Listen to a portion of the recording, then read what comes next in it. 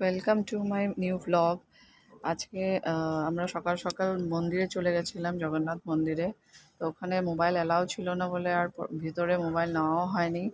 আর কোনো রকম পরে বেরিয়ে নিয়ে আমরা জাস্ট কয়েকটা ফটো ক্লিক করেছিলাম। তারপর ওখান থেকে মন্দির দর্শন টর্শন করে নিয়ে আমরা আবার ভাবলাম যে একটু সমুদ্রে গিয়ে স্নান করে আসি। ভীষণ বৃষ্টিও পড়ছিল, তো আমরা সব সমুদ্রেতে চলে গেছিলাম স্নান করতে। আগের দিনে তো ভিডিও করতে পারিনি যেহেতু মোবাইল নিয়ে যাইনি, বৃষ্টিও পড়ছিল বলে। তার মধ্যে সমুদ্রের জলে পুরো ভিজে যাবে। আজকে নেক্সট ডে আমরা নিয়ে গেছিলাম। তো সকালে একবার স্নান করে আমরা পুজো টুজো দিয়ে এসেছি, তারপরে আবার ভাবলাম একটু সমুদ্রে যাই, সমুদ্রে গিয়ে আবার স্নান করে আসি। তো আবার গেছিলাম আমরা সমুদ্রেতে।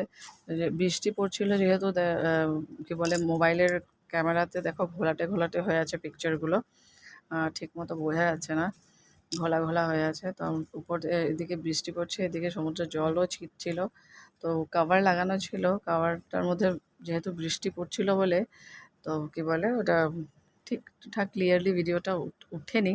তো যাই হোক, তাও একটু চেষ্টা করলাম, ভাবলাম তোমাদেরকে দেখাই আমরা গিয়ে কি মজা করেছি। তো এখানে সমুদ্রে হুলস্থুল ছেলে মেয়ে দুজনকে নিয়ে পরে আমরা এসে খাওয়া দাওয়া করে রেস্ট নিয়ে আবার বিকালবেলা ঘুরতে বেরিয়েছিলাম পুরীর লোকাল ট্যুর করতে। তো ওখানে একটা মন্দিরে গেছিলাম।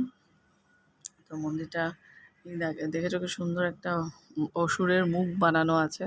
তো এটার ভেতরে ঢুকে নিয়ে অনেকগুলো শিবলিঙ্গ আছে, এটার ভিতরে অনেকগুলো শিবলিঙ্গ আছে। তো ওগুলি দেখছিলাম আমরা সবাই, অনেকটা ভিড় ছিল যেহেতু তখন আমাদের এখানকার তো সামার ভ্যাকেশন ছিল। কি বলে আমাদের আসামে সামার ভ্যাকেশন চলছিল। তো ওখানে অনেক মানুষই আসাম থেকেও গেছিল, তারপর অন্যান্য জায়গা থেকেও এসছিল। বাট আমাদের এখানে আসাম থেকে অনেক মানুষ ছিল, আমরা পেয়েছি ওখানে গিয়ে। তো ওই যে দেখো কতগুলো শিবলিঙ্গ, সবাই মানে সবগুলোকে পুজো দেওয়া হয় এখানে। অনেকগুলো 108টা না 118টা এরকম কিছু ছিল আর কি। এখন আমার এক্স্যাক্টলি মনে নেই, ভুলে গেছি। তো ওরকম কিছু 108টাই আই থিঙ্ক তো শিবলিঙ্গ ছিল। কি সুন্দর করে দেখো সাজানো রয়েছে এখানে, সবগুলোর পুজো দেওয়া হয়েছে। তো আমি এগুলো ভিডিও করছিলাম। তারপর উপরে অনেক ধরনের পিকচারও ছিল শিবের, তারপর আরও অনেক কিছুর চারিয়ে পাশে মিডিল দিয়েও ছিল এরকম লাইন করে, দুদিকে আছে আবার মাঝখান দিয়েও এরকম ছিল। তো মন্দিরটার নামটা ভুলে গেলাম, নামটা মনে ছিল এর আগে, ভুলে গেলাম নামটা, এখন মনে নেই। তো তোমরা কেউ যদি যাও ওখানে, যখন লোকাল ট্যুর করবে তো তখন গাড়ি নিয়ে যাবে তোমাদেরকে এখানেও ঘোরাতে। তো খুব সুন্দর মন্দিরটা, ভালো লাগে। এন্ট্রান্সটাও খুব সুন্দর ঢুকতে। তো ওখানে ঢুকতে গিয়ে আমি আর ভিডিও করিনি যেহেতু, তো ঢোকার পর আর কি এই দিকটাতে করেছিলাম। তো আগে এন্ট্রান্সের ফটো তুলেছিলাম, তো ফটোটা আর আমি এখানে দিইনি। ফটো আছে, আমি কভারে লাগিয়ে দেবো, তোমরা দেখতে পারবে। তো খুব সুন্দর ছিল মন্দিরটা, পুরো একদম 108টা ঘুরে দেখে একদম বেরিয়েছি। তো তারপরে বাইরে আবার এখানে মন্দিরের ভেতরেই মানে বাইরে এখানে গাড়ি রাইড হচ্ছিল বাচ্চাদের এরকম। তো ছেলে মেয়ে সবগুলো বসে পড়েছিল গাড়ি রাইড করবে বলে। তো ওরা গাড়ি রাইড করছিল, প্রথমে মেয়ে করছিল, তো ওরা দুজন বসেছিল, ওদেরকে পরে করানো হয়েছে।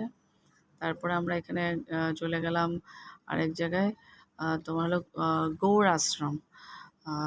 এখানকার পুরীর গৌড় আশ্রম বলে, তো গৌড়বিহার আশ্রম, ঠিক আছে, গৌড়বিহার খুব সুন্দর আশ্রমটা।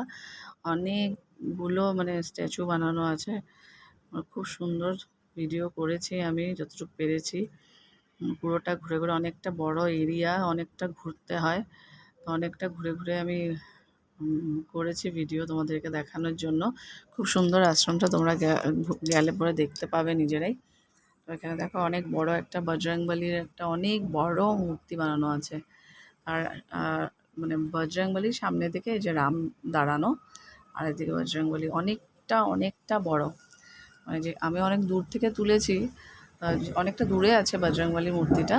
তো এখন সেরকম তাও বড় বোঝা যাচ্ছে না, বাট এটা অনেক বড় মূর্তি। আর রামের মূর্তিটা ছোট, রামটার পাশে আমরা দাঁড়ানো।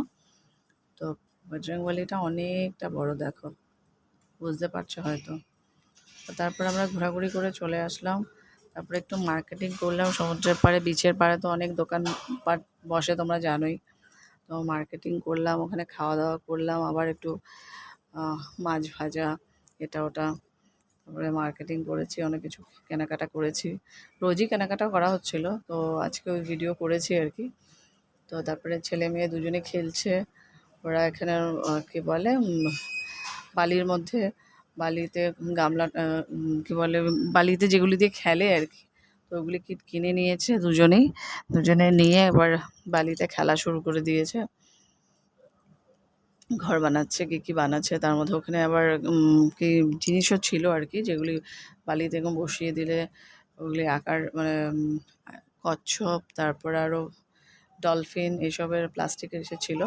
তো এই যে বালতি টালতি এরা সব নিয়ে একদম কিনে নিয়ে এগুলি নিয়ে খেলছে। যে দুজনের আমার হাজব্যান্ড তার ফ্রেন্ড সব দুজনে ওখানে বসে আছে, বাস দু ছেলে মেয়েকে নিয়ে ওরা খেলছে।